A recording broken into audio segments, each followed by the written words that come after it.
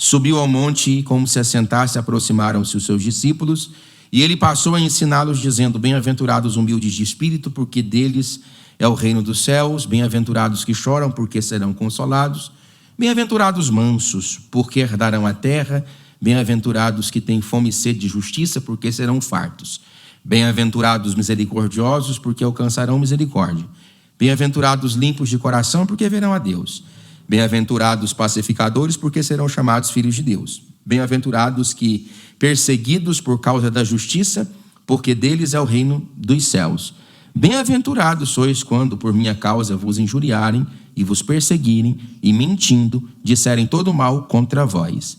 Regozijai-vos e exultai, porque grande é o vosso galardão nos céus, pois assim perseguiram os profetas que foram antes de vós. Podeis assentar, dando glória a Deus. Na verdade, nós vamos começar hoje uma série de assuntos inerentes aos discursos de Jesus no Evangelho de Mateus. O Evangelho de Mateus se restringe a trazer muitos discursos de Jesus. E o primeiro deles é o Evangelho de Mateus, capítulos 5, 6 e 7, que é o Sermão da Montanha. É interessante considerarmos que o próprio Mahatma Gandhi, o hindu, chegou a admitir a possibilidade de que, se todo o conhecimento do planeta se esvaísse em poeira cósmica e sobrasse apenas Mateus capítulos 5, 6 e 7, teria sobrado o conhecimento necessário para reconectar o homem de volta ao Criador, de volta a Deus. Mas não existe só o discurso do Sermão do Monte. Você tem alguns outros discursos de Jesus no Evangelho de Mateus. Esse é o primeiro. No capítulo 10, a instrução dos discípulos é o segundo. No capítulo 13, o capítulo da parábola do reino é o terceiro. No capítulo 18, o sermão sobre quem é o maior nesta terra é o quarto. E no capítulo 24, você tem o início do sermão escatológico de Cristo. É a ideia da próxima sessão de exposição bíblica aqui na nossa igreja, trabalhar todos esses discursos de Jesus Cristo, começando inicialmente pelo Sermão da Montanha.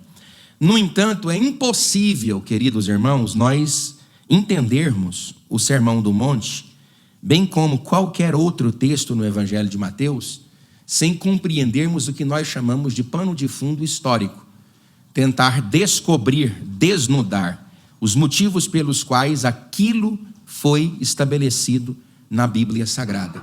Para compreendermos o joelho geográfico, cultural, o pano de fundo histórico, é necessário todos os cristãos dentro da igreja conhecerem sobre um período chamado período interbíblico, que é esse período que faz a separação entre os dois testamentos da Bíblia Sagrada, o Antigo e o Novo Testamento. Nenhum de nós conheceríamos facilmente o Evangelho de Mateus, Marcos, Lucas e João, sem conhecermos necessariamente as implicações político-governamentais e religiosas que estes homens sobreviviam nos dias de Jesus. Porque é o povo que escuta o Sermão do Monte. Veja que a própria palavra de Deus diz aqui no capítulo 5, logo na primeira parte, que viu Jesus as multidões. Havia uma tradição escriturística de que, no primeiro século da era cristã, uma multidão bíblica equivalia-se a 1000 pessoas. Veja que o termo multidão aqui, ele está aplicado no plural, o que faz com que Jesus observe na região da Galileia dezenas de milhares de homens e mulheres. Mas como viviam esses homens e mulheres? Como eles experimentavam os processos sociais e religiosos no tempo em que Jesus se levantou na região da Judéia, Galiléia, Idumeia, Traconíades, Decápolis, para pregar a palavra de Deus. Uma coisa é você ler o Sermão do Monte hoje, porque toda a verdade de Deus já está estabelecida na palavra de Deus e já foi revelada. Outra coisa são pessoas iniciais que escutam pela primeira vez, preste atenção nessa palavra, a primeira pregação público-coletiva de Jesus Cristo. Então, o período intertestamentário ele é marcado por 400 anos, desde o império dos Medos e dos Persas, entre os anos 539 ao ano 330, quando todo o regime do mundo antigo era dominado pelos Medos e pelos Persas. Você tem mandatários como Ciro, Dário, Xerxes, Artaxerxes, e tantos outros que governaram o mundo durante esse período, entre os anos 539 ao ano 330 a.C. Nessa época é a época dos autores do Antigo Testamento, chamado Esdras, Neemias, Ageu, Zacarias e Malaquias. Foram os homens de Deus que sobreviveram neste tempo. Depois deste regime, você tem o Império Greco-Macedônio, que é liderado inicialmente por Filipe da Macedônia, o pai de Alexandre o Grande. Quando você abre a sua Bíblia para estudar a segunda expedição missionária de Paulo, a partir de Atos dos Apóstolos, capítulo 16 e capítulo 17, o apóstolo Paulo pisa em Apolônia, Anfípolis, Filipos, Tessalônica e Bereia. Toda aquela grande região foi orquestrada e administrada pelo Império Helênico Greco-Macedônio. E o próprio Filipe colocou o nome da cidade de Filipos em homenagem a si próprio. Foi este homem, inclusive, que deu toda a preponderância à própria cidade de Tessalônica. Mas aí é outro assunto a partir da 4ª década antes da era cristã. O Império Greco-Macedônio ele tem profunda influência aqui nesse território onde nós estamos, porque entre os anos 330 ao ano 146 a.C., este império domina toda a região da Judéia, da Galiléia, a região onde os filhos de Deus estavam, a saber, a nação de Israel. Isso porque Alexandre o Grande ele morre, pastor Luiz, e ele não tem um sucessor, um herdeiro. Ele divide o seu grande império para 4 generais. Você tem, por exemplo, Cassandro e Lisímaco. Este Cassandro ele assume o controle da Grécia e da Macedônia. Lisímaco assume o controle da Trácia e da Bitínia. Ptolomeu, o terceiro general, assume o controle do Egito, e olha o nome aqui, Judéia. Seleuco assume o controle da Frígia, Síria, Mesopotâmia e Pérsia. Pastor, por que nós precisamos saber disso? Porque desde o ano 330 a 146 a.C., a região da Judéia, Pérea, Idumeia, Samaria e Jerusalém pagavam como carga tributária para este império em torno de 800 a 840 talentos de metais preciosos por ano. Por isso que durante toda essa monarquia destes homens que eram de cultura grega, eles disputavam a carga tributária desse território e fizeram 6 vezes, até que Antíoco IV Epifânio, entre os anos 168 e 167, assume o controle da Judéia na 6ª vez que ele se levanta para tomar esse regime, e ele consegue fazê-lo. No entanto, ele quis helenizar a cultura judaica nessa época, e ele ofereceu o próprio templo daquela época, que era o templo de Zorobabel, o templo de Josué, o templo orquestrado por Esdras, protegido por Neemias, através das muralhas, e ele santifica o templo de Deus a Zeus. Durante a manhã eles acendiam uma vela para Zeus, durante a noite acendiam uma vela para Iavé. Como se não bastasse isso, ele sacrificou uma porca, um suíno feminino no templo, no altar de Deus. Com isso, você provoca uma grande revolta, que se você pegar, por exemplo, a Bíblia de Jerusalém, que é a Bíblia Católica Apostólica Romana, você vai ver um livro chamado A Revolta dos Macabeus, ou Os Macabeus. É nesse período que você tem uma das maiores revoltas judaicas do período intertestamentário. Pastor, aonde é que está tudo isso que o senhor está falando na Bíblia? Nessa página branca aí, ó, que você tem, separando o Antigo do Novo Testamento. Se você não entender isso aqui que eu estou falando para você agora, você nem tem por que entender completamente o Novo Testamento.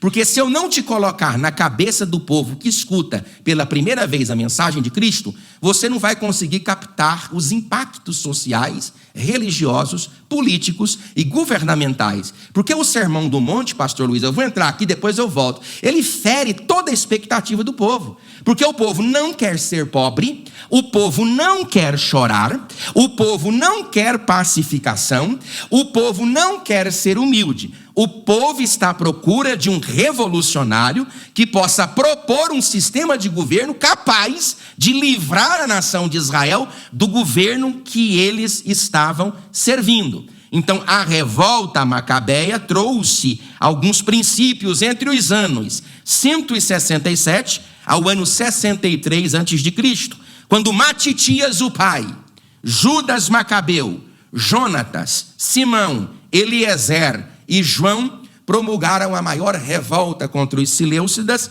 fazendo pelo menos 3 coisas. Eles livraram a nação de Israel de uma decadência político-religiosa. Eles eliminaram de uma vez por todas todos esses aspectos de helenização dentro do judaísmo. São muito mais nacionalistas, bateram no peito, invocaram sobre si características nacionalistas e não aceitaram mais que outros povos dominassem comportamental e religiosamente o povo.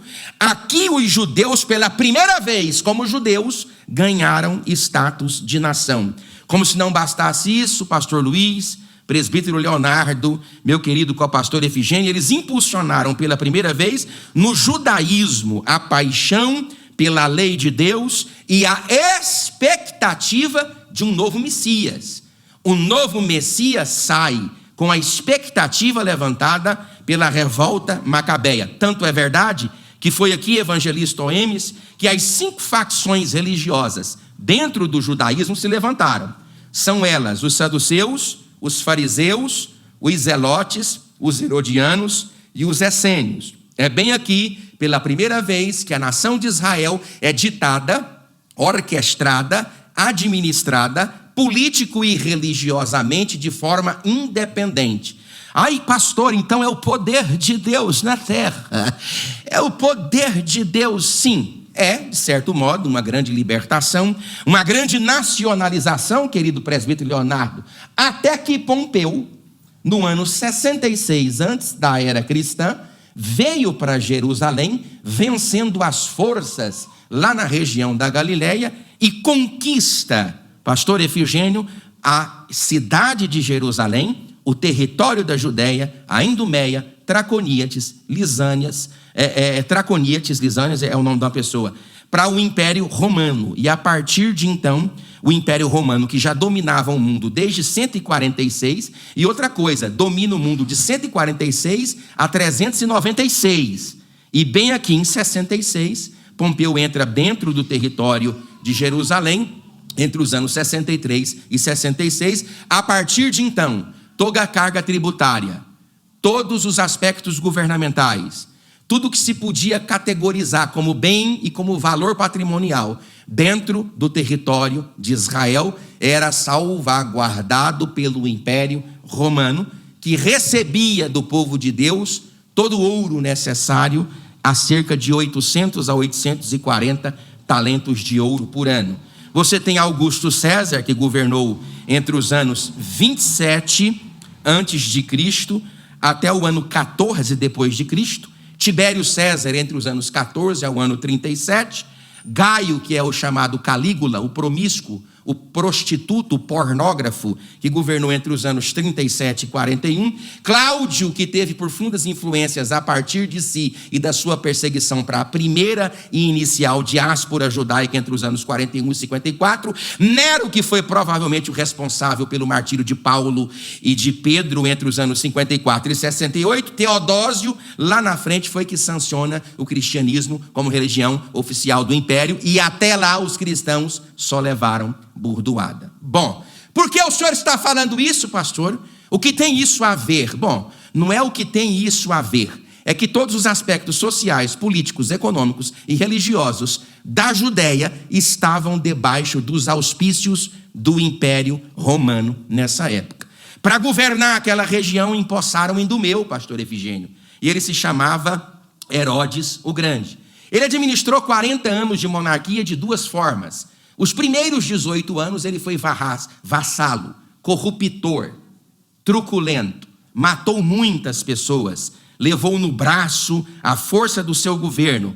Ele administrou todo aquele grande império entre os anos 37 a.C. ao ano 4. Mas os últimos 20 anos da sua monarquia, ele começa a construir o Beit Hamikdash, o grande templo de Herodes, 10 vezes maior do que o templo de Salomão. Pátio das mulheres, pátio dos homens, pátio dos ímpios e gentios e pátio dos cambistas. Ocupavam a terça parte da cidade, 115 mil pessoas sobre os pés. Os homens ovacionavam tanto a Herodes, que os próprios discípulos, quando andavam no templo, diziam: que belas pedras! Eram pedras de mármore Carrara, vinda do Egito, pesando a menor delas quase 1 tonelada. O homem foi de uma revolução fenomenológica na indústria arquitetônica do território de Israel, e eu nem posso dizer do que mais esse homem fez. Ele tinha uma característica muito polígama. Ele se casou pelo menos 10 vezes. O nome da primeira esposa era Dóris, Mariane I, Mariane II, Maltace, Cleópatra de Jerusalém. Não a Cleópatra de Alexandria, porque a Cleópatra de Alexandria era a 14ª Ptolomaica, que se casou ou que se enrolou com Júlio César e com Antônio, com Pales, com Paidra, com Elfis e mais 2 mulheres desconhecidas. Matou grande parte de suas esposas, matou suas sogras, matou seus sobrinhos. Ele mandou filhos para estudar em Roma, os filhos voltaram de Roma. Ele conversando com a sua irmã, a irmã disse: esses filhos sabem mais do que você. Ele mandou matar os filhos, mandou matar os sobrinhos, mandou matar a mulher. A mulher que ele mais amou foi Mariana II, uma Asmodeia. Ele mandou matar Mariana II. Ele prendeu nobres, prendeu rico em Jerusalém e disse: tranca tudo, no dia que eu morrer eu quero que você mate os nobres da cidade de Jerusalém, porque eu quero lágrimas no meu funeral. Era como o povo estava. Era assim. Por isso, pastor Efigênio, que o povo fala para mim: eu leio a Bíblia, eu não entendo. Você não entende quando lê a Bíblia porque você nem entende como o povo estava. Você não entender como o povo estava, porque você escuta, isso é bonito. Bem-aventurados que choram, porque o choro não é o choro dos teus rostos. O choro não é o choro do teu olho, e nem o choro do meu olho. Eu escutar bem-aventurados são os que choram é diferente daquele povo, pastor Efigênio, escutar bem-aventurados são os que choram, porque se tem uma coisa que eles não querem, é chorar. Se tem uma coisa que eles não querem, é ser humildes, porque eles estão debaixo do pé desse povo. Aí, quando ele morre, ele divide o seu governo para 4 de seus filhos. Para Arquelau, que fica sendo o etnarca da Samaria, Judeia e Edom. Para Agripa II, que fica sendo o etnarca da Galileia e também da Pérea. Para Antipas, que é responsável por uma parte da Galileia. Para Filipe II, que pega parte da Itureia e Traconíades. Para Agripa I e Agripa II. E depois Pilatos. Entre os anos 26 e 36, este Pilatos ficou sendo governador da Judéia. Inclusive é sob a sua égide que Jesus é crucificado. Então esse povo aqui, eles não querem ouvir Sermão do Monte. Esse povo aqui, inclusive pastor Efigênio, nem o próprio Pedro se desvencilhou das armas que tinha quando acompanhou Jesus. Ele escutou Jesus 3 anos e 3 anos e meio. Ele dormiu com Jesus 3 anos e meio. Ele alimentou-se com Jesus 3 anos e meio. Mas no último dia em que ele se levanta com Cristo ainda em liberdade, ele arranca a orelha de Malco, soldado romano. Ele mirou na cabeça, mas ele era ruim de mira e estava de noite, pegou na orelha. Então nem Jesus pregando a Pedro todo dia tirou a arma de Pedro, porque Pedro era um zelote. Pedro queria uma revolta, tanto é verdade que ele queria uma revolta, que essa revolta aqui provocada pelos zelotes, pastor Luiz, ela foi uma revolta tão grande que depois da morte de Cristo, 30 anos depois, iniciou-se no ano 62 uma revolta, chamada a Revolta dos Zelotes, que provocou uma ira tão grande em Vespasiano, e ele enviou seu filho, naquela época chamava Tito. Tito venceu Flávio Josefo na Galileia, veio para Jerusalém em 67, rodeou a cidade. Em 70, Tito entrou na cidade, matou todo mundo, 1 milhão de judeus. Os demais correram, por quê? Porque esse povo nunca quis ouvir Sermão do Monte. Esse povo nunca quis saber de Sermão do Monte. Esse povo quis o que eles sempre pretenderam, que se levantasse um Machia para livrar o Israel humano, o Israel governamental. Sabe, se eu disser para ti aqui, é o perfume de Cristo, sabe qual que é o meu e o teu problema? É o problema desse povo, porque muitas pessoas vêm para a igreja com estas expectativas governamentais, humanas, sociais, para encontrar um casamento, para encontrar a felicidade, para encontrar uma esposa, para abrir uma porta de emprego. São elementos que o Senhor Deus pode fazer, mas não é obrigação fazer. São coisas que Deus pode dar, mas não é obrigação Deus dar. Por que essas igrejas chamadas as igrejas emergentes, elas conseguem atrair após si uma gama de pessoas? Porque o que eles propõem para estas pessoas não é o que Cristo propôs. Porque quando esse povo se ajuntou, pastor Luiz, para ouvir Jesus no que ele quis fazer, o que eles fizeram? Foram embora. Porque na primeira vez, não, dá pão. Mistério. Na segunda vez, Jesus vem de Rafana, Canata, Damasco, Dion, Exetópolis, Pela, Guedara, Gesara, da região de Deca 10, policidade. Quando ele vem para cá, aquela multidão fenomenológica, Jesus olha para aquele povo e fala: vocês tudo quer pão, né? Eu estou sabendo que vocês querem pão, né? Pois nenhum pão eu tenho para vos dar, a não ser eu mesmo, o pão vivo que desceu do céu. O povo, quando ouviu que o que Jesus tinha para dar não era aquilo que eles queriam receber, eles foram embora. Aí Pedro chega até Jesus. Você lembra, pastor Vianney? O senhor está perdendo popularidade e perdendo gente. Jesus olha para Pedro e fala: por que você não vai embora também, Pedro? Porque o que esse povo quer receber, eu não tenho para dar. O que eu tenho para dar, esse povo não quer receber. Já que tu não quer receber o que eu tenho para dar, tu quer receber o que eles querem receber, então vai embora. Pedro olha para Jesus e diz: para quem iremos nós? Porque só tu tem palavras de vida eterna. A primeira coisa que Deus quer fazer na sua vida nesta noite é transformar a tua alma pelo poder da palavra de Deus. Por isso que o doutor A.W. Tozer disse: está cada vez mais difícil levar as pessoas para um lugar onde a única atração é Deus. Sabe qual é a atração desta igreja? É o poder da palavra de Deus na sua vida. Ela pode até não te abençoar aqui agora, mas ela vai colocar glória e céu na tua alma, e o nome do Senhor Jesus há de ser glorificado. Você pode dizer glória a Deus? Então você tem ao todo aí 5 grandes discursos. Primeiro discurso de Jesus em Mateus e outra, pastor Luiz. Mateus não é o primeiro evangelho. O primeiro evangelho é Marcos, que compartilha com Mateus 600 dos 663 versículos que ele possui. Ele compartilha com Lucas 250 dos mais de 1.100 versículos que Lucas possui. Marcos é chamado de uma fonte que os dois sinópticos utilizaram, tanto Mateus como Lucas. A sequência cronológica é: Marcos foi escrito na 5ª década do 1º século da era cristã, Mateus foi escrita na 6ª década do 1º século da era cristã, conjuntamente com Lucas. Os dois usaram a fonte de Marcos. Nos 5 discursos de Jesus, você tem o Sermão do Monte, é esse que nós vamos entrar. O segundo discurso, a instrução dos discípulos para que eles permanecessem pregando na Palestina. Momento da segunda grande viagem de Jesus, onde ele percorria as cidades e os povoados. Está no capítulo 9, versículo 35 e 38. É quando ele faz o joelho geográfico dentro do Evangelho de Mateus.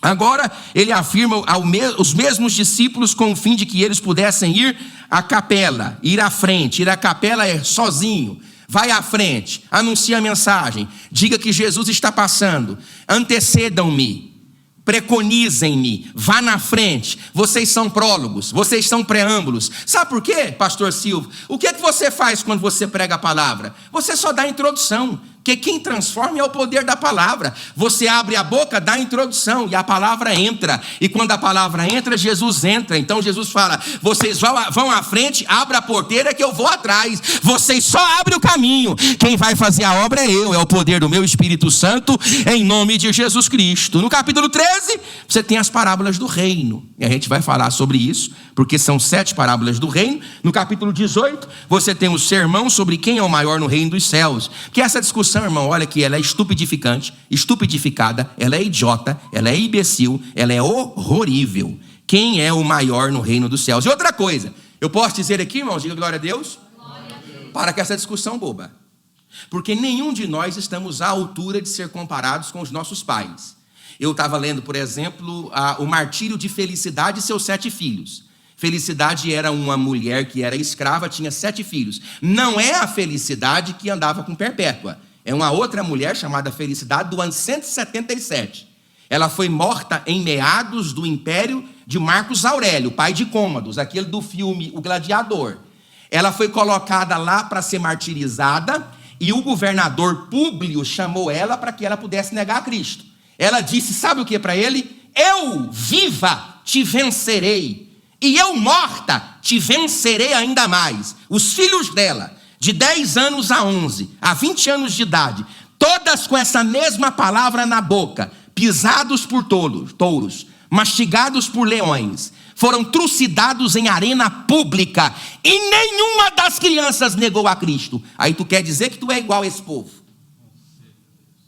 Não, aí tu quer, lá na Capela Sistina, Michelangelo pintou Bartolomeu com a pele do seu corpo na mão.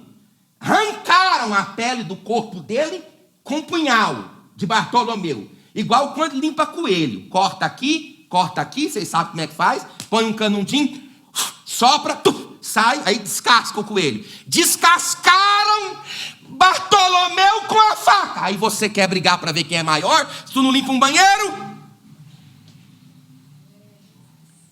Tu não quer varrer uma igrejinha? Tu não quer fazer o serviço periférico da fé? Blandina, 177 da era cristã, essa na época de Marcos Aurélio. Durante 4 dias ela foi na Gália, pisada por touros.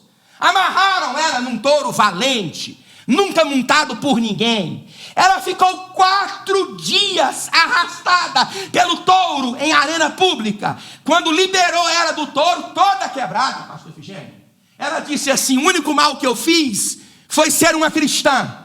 Sou cristã, não nego e não faço mal por sê-lo. Aí tu quer ser grande. De que grandeza você fala? Por isso que eu falo isso na internet e falo isso aqui na igreja. Vocês escandalizam, olham para mim e falam: ai pastor, no céu vamos ter todo mundo igual. Eu não sei qual o céu, que eu vou ser comparado com esses homens, e que você vai, sabe qual que é o problema? Não, é que o nível da nossa fé é muito rasteiro e superficial. Mas para isso nós estamos aqui nesta noite, para pregar a mensagem do Evangelho e trazer vida, e vida com abundância para quem deseja ouvir a palavra de Deus. No capítulo de número 19, Jesus aborda sobre o problema do matrimônio. Repita comigo: meu casamento é um casamento para a glória de Deus. Bem, aqui Jesus enaltece o casamento à luz do propósito de Deus, porque os fariseus e escribas levantam questionamento sobre divórcio, casamento sobre repúdio, sobre na glória com quem se casa aquele que casou 2 vezes aqui na terra. Então Jesus fala: não foi assim desde o princípio, mas criou Deus o quê? Homem e mulher. Fala sobre o celibato, o divórcio, fala sobre galardões. Se galardão é uma recompensa, pode tu ser recompensado como teu irmão? Respondo: não. Eu tenho um galardão. Pastor Luiz tem um galardão. Leonardo tem um galardão. Porque galardão não é justificação. Justificação sim. Eu posso ter sido truculento, bandido, periculoso, pornógrafo, promíscuo. Eu posso ter sido o pior, o que é isso? Esquartejador. Eu posso ter sido o pior bandido dessa terra. Eu sou justificado. Como alguém que nasceu na igreja, que nunca conheceu mulher, entendeu, pastor Efigênio? Que nunca conheceu mulher, que nunca botou uma bituca de derby na boca. Eu estou sabendo o nome, né? Derby é um cigarro. Que nunca botou um negocinho, um paieiro na boca. O homem santo na igreja, ele é justificado igual é justificado, pastor Efigênio, o bandido. Porque a justificação não mede o que o homem faz. Justificação trata daquilo que Deus fez em favor de nós na cruz do Calvário. Agora, galardão é diferente. Galardão é sobre recompensa. Aí como que Deus vai recompensar quem não é digno de recompensa? Ele não pode fazer porque ele não é injusto. Então ele não vai dar para mim um galardão que deu para perpétua, para felicidade. Ele não vai dar para mim nenhum galardão que o filho mais novo de felicidade sofreu sendo pisado. Você já imaginou? Irmão, você está com o seu rosto tão lindo, no meio de um esterco fresco de touro, no meio de uma arena de 50 graus, e você... Aí o touro vem pisar e pisa aqui na sua boca, e quebra seus dentes em praça pública. Aí ele pega a sua mão. Quando eles foram desentulhar o braço de perpétua, já mais para frente um pouco, o jeito que ele tirou o braço dela, já tirou o braço todo multifacetado. Aí transpassou. Você quer se comparar com esses povos? Como que eu vou ser igual a esse povo? Não, então ele trata do assunto de galardão. Agora deixa eu dizer para você uma coisa aqui. O crivo do galardão, Valderi, é o seguinte: tudo que você fez aqui na terra, Deus está guardando no céu. Só que só vai ficar diante de Deus aquilo que for puro. Porque toda a sua obra, cada tijolo que você pôs lá agora, cada tinta que você já pintou a igreja?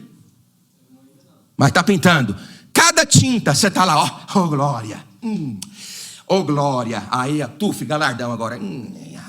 Por que eu fui inventar isso? Aí já perdeu. Estou dando só um exemplo. É assim. Está na porta. Por que eu fui inventar isso? Agora tem que vir aqui hoje abrir a igreja? Não, já perdeu. Era melhor fazer dando glória a Deus. Porque o galardão vai julgar o quê? Intenção, não é simplesmente ação. Antigo Testamento condena ações. O Novo Testamento condena o quê, pastor Luiz? Intenções. Não, quem disse isso? Viu, Leonardo? Acorda, meu filho. Quem disse isso foi quem? Jesus. Quando ele disse assim: se o Leonardo, agora ele acorda, olhar para uma saia de uma mulher e em seu coração a desejá-la, acordou? É forte. Já cometeu com ela adultério. É difícil, não é, Leonardo? Não, é difícil porque nós estamos vendo um tempo de exposição. Pastor Luiz, num tempo de exposição. Exposição o quê? Áudio, visual. Você não pode abrir uma plataforma, você não pode abrir nada. Eu estava lá em casa, tem já uns 7 anos, mas com 6 anos, meu irmão ficou lá em casa, eu viajei, não sei para onde. Para onde que eu viajei, bem?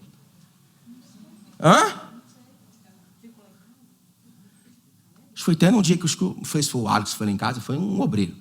E meu irmão chegou em mim e falou assim, tem muito tempo, morava ali na casa ali na Jonas. Aí meu irmão falou assim para mim: mano, a sua televisão está aberta. Digo, aberta? Diga aberta, tem coisa lá aberta. Eu falei, aberta em que sentido? Não é aberta, é fechada. Eu comprava uma televisão do Milton, sabe o nome do rapaz lá, não sei o nome não. Você lembra, Milton? Como é o nome dele, Milton? Vamos falar no microfone não. Mas também tem nada não. Aí eu digo, aberto o quê?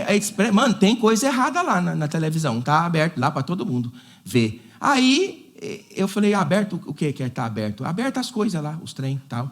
Aí, acho que não sei se foi segunda-feira, dia de circo de oração, estou eu lá tentando bloquear o sistema, né? Que eu lá sabia, pelejei lá, não sei nem se consegui bloquear. Você hoje, sabe o que foi destacado agora, pastor Luiz? Que se uma publicidade não tiver mais de 30 segundos, ela tem que ter uma mulher pelada ou seminua. Porque, na verdade, a nudez não chama atenção, viu, gente? Gente, vocês estão ouvindo o pastor? Diga amém. Nudez não chama atenção. O que chama atenção é semi-nudez. Semi-nudez. Semi-nudez chama atenção. A pessoa está lá, Leonardo, aquela roupinha assim, né? Empinado. Você viu?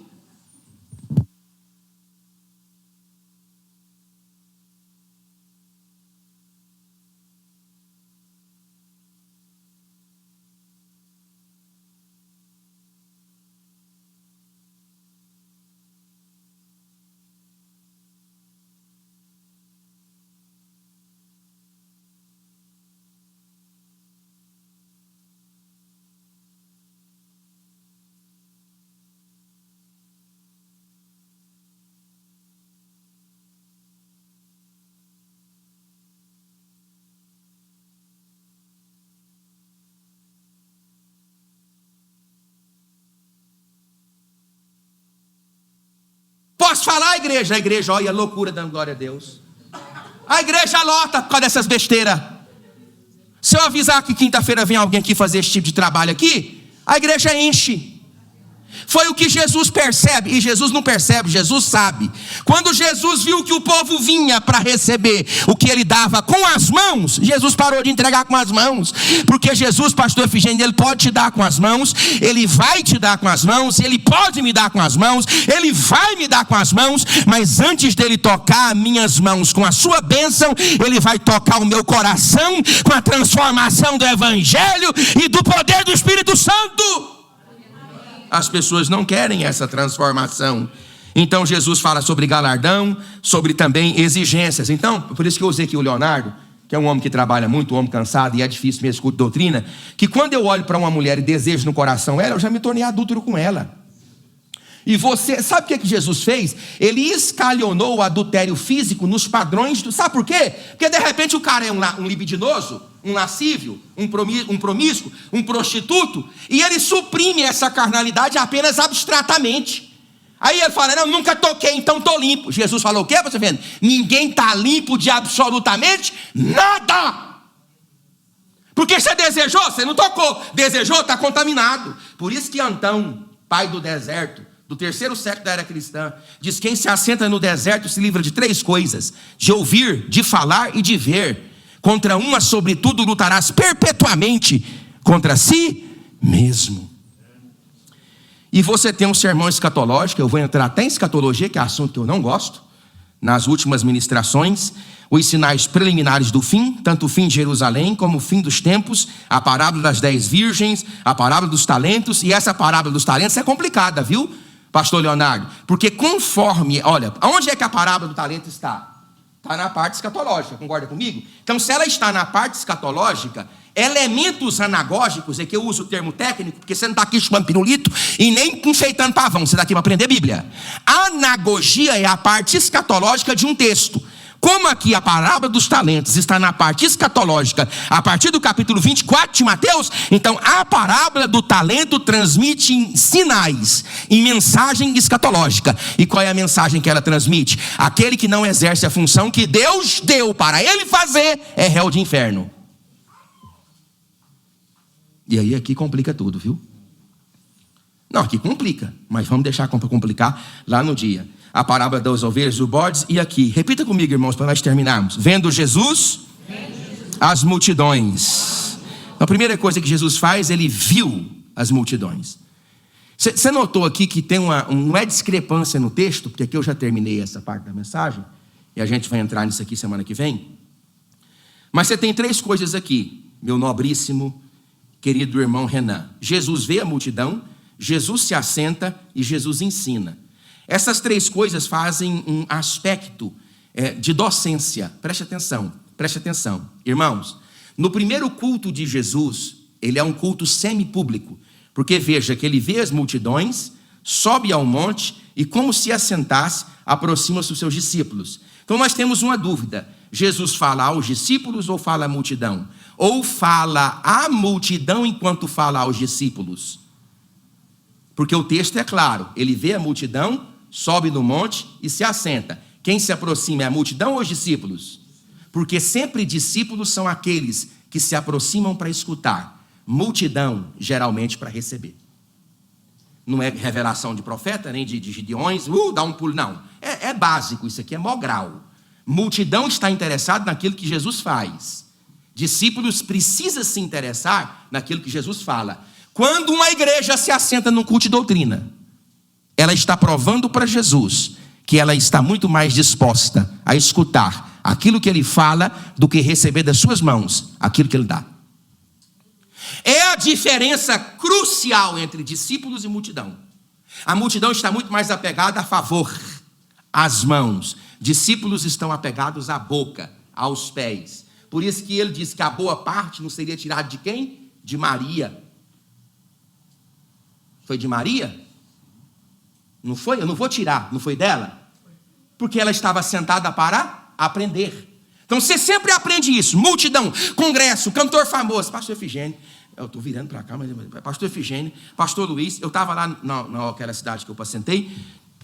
Mas muita gente cheia do Espírito Santo cantou, rapaz. O povo conversando o culto todo, pastor Efigênio. Aquela labrocheira, gente conversando no ginásio. Minha mulher lembra. Aí foi cantar aquele irmão.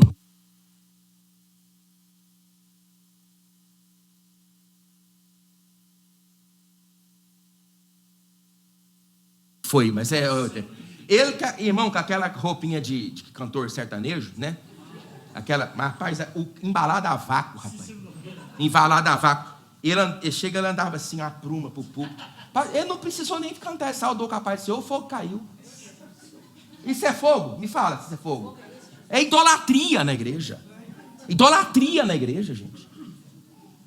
Idolatria na igreja. Vou desligar de novo. pastor fez arruaça na igreja, virou o povo de cabeça para baixo. Todo mundo falou: achamos o homem. Achamos o homem. Fez o estrondo, né? Culto nem terminou. No outro dia, a irmã passou, viu ele com meretrizes, com bebida e com cigarro, no hotel que a igreja tinha pago.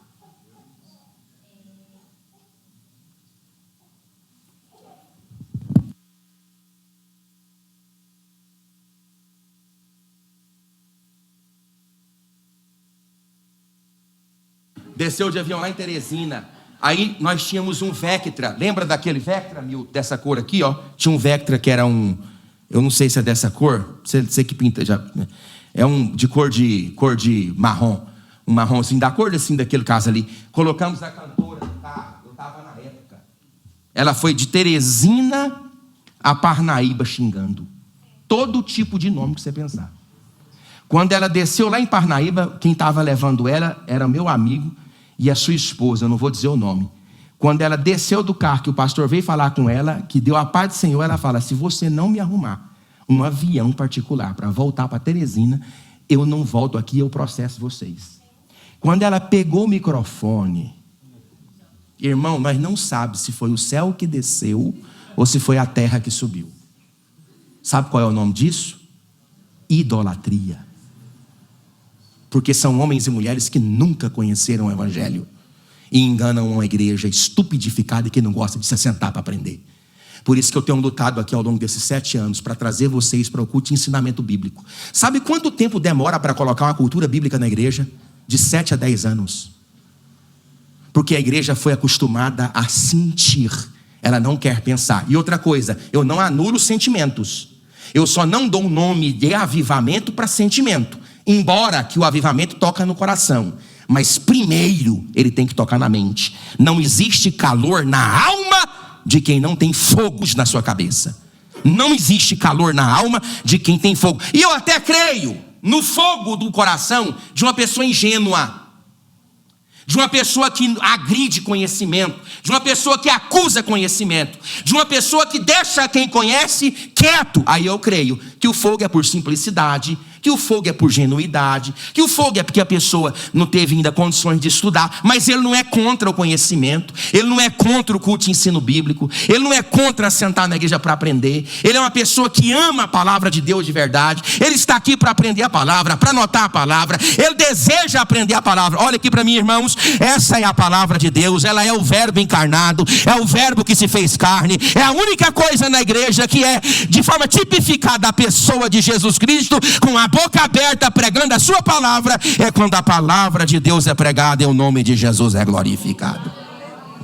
Repita: Jesus assentou. O que ele está dizendo quando ele assentou? Pode sentar, porque o discurso vai ser o quê? Cumprido. E na verdade, essa técnica de assentar, evangelista Oemes, ela é uma técnica de rabinos mesmo, de rabis, de mestres. Eles se assentam, para quê? Para que cause quietude no coração de quem quer escutar. Negócio de evangelho não é parte mágica, não. Não é assim: me dá aqui o mandrake agora. Não é assim não. Assenta aí. Do jeito que eu vou assentar para ensinar, vocês se acalmem, porque o que eu tenho para dizer não é palavra mágica. O que eu tenho para dizer não é palavra de efeito. O que eu tenho para dizer não é frase montada. O que eu tenho para trazer para vocês é uma verdadeira transformação que se propõe a partir da palavra. Quando você toma banho, quanto mais tempo você leva para tomar, a qualidade do seu banho determina muito. Quando Jesus disse: vós já estáis limpos pelo quê, pastor Efigênio? Pela palavra que eu vos tenho falado. Então o que é que Jesus está dizendo? Assentem, eu vou me assentar, vou abrir a boca, não vai sair da minha boca, não são palavras, vai sair da minha boca uma cachoeira de glória, poder e transformação, vai pegar vocês do alto da cabeça à planta dos pés, e vocês serão lavados pelo poder da glória do Senhor. Crente que não gosta de sentar para aprender a palavra, não conhece o evangelho de Jesus Cristo. Repita comigo: Jesus ensinou no 3, 1, 2, 3. E passou a ensiná-los dizendo. E aqui começa a nossa exposição na semana que vem. Jesus passou a ensiná-los. Ele viu a multidão, assentou-se e ensinou. É o que ele faz. Ele vê a multidão, se assenta e ensina. Aqueles que são discípulos se aproximam multidão fica distante. Ah, pastor, mas essa multidão foi beneficiada. Claro, às vezes Deus dá para mim o benefício da dúvida movido pelo favor que Ele me faz. Para que quem saiba o favor que Ele me fez, me faça chegar até Ele. Para que eu descubra que o verdadeiro favor não é aquele que Ele me deu com as mãos, mas é aquele que Ele tocou pelo poder da sua palavra e mudou a minha vida. Foi o que Ele fez com o paralítico. Teus pecados estão perdoados. É um favor na alma. E o povo reclamou, aí depois Ele fez um favor na terra. Então perdoados estão os pecados, para que saibas que o Filho do Homem tem esse poder. Levanta e anda. O paralítico levantou e andou. Mas antes de fazê-lo andar aqui, Jesus fez ele andar na glória. Deixa eu dizer para você uma coisa. Amanhã você tomba. Amanhã eu tombo. Amanhã nós não estamos mais aqui. Para onde irá a nossa alma? Para onde irá a nossa alma?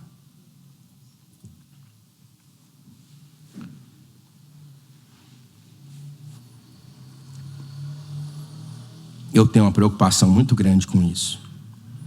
Se amanhã eu me tombar nesta terra, para onde irá a minha alma? Que Deus tenha misericórdia da sua vida. Você que está em pecado, que está distante de Deus, que está vivendo conflitos intermináveis. Você que é um jovem, uma jovem, e está sendo vencido pelos males desta terra. Repense a sua vida. Repense a sua história. Repense os teus caminhos. Volte-se para Deus agora. Volte-se para Deus pelo poder desta palavra. Jesus quer salvar a sua alma da sepultura, da desgraça e do inferno, e colocar o seu nome escrito no livro da vida e no Cordeiro de Deus. Quantos dos nossos jovens, adolescentes, estão dentro da igreja com o nome de que vivem e estão mortos, porque são vencidos pela pornografia, vencidos pela sexualidade, vencidos por esse mundo vil, por esse mundo sórdido. Hoje crianças com 7 anos de idade têm acesso à pornografia. 54,52% das moças na igreja com 13 anos de idade já experimentam relacionamentos sexuais. Cuidado quando o seu filho pede para sair de casa e dormir na casa de outrem. Ela pode estar nas mãos de um patife.